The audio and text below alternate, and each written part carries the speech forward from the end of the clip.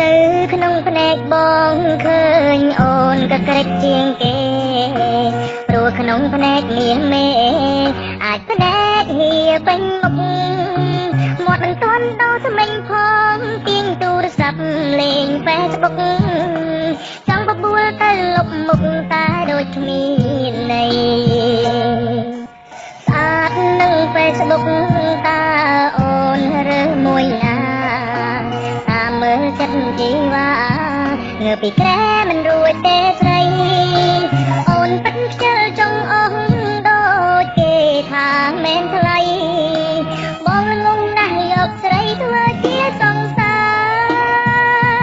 របងខ្ពើមមិនចង់នៅចិត្តអូនទេ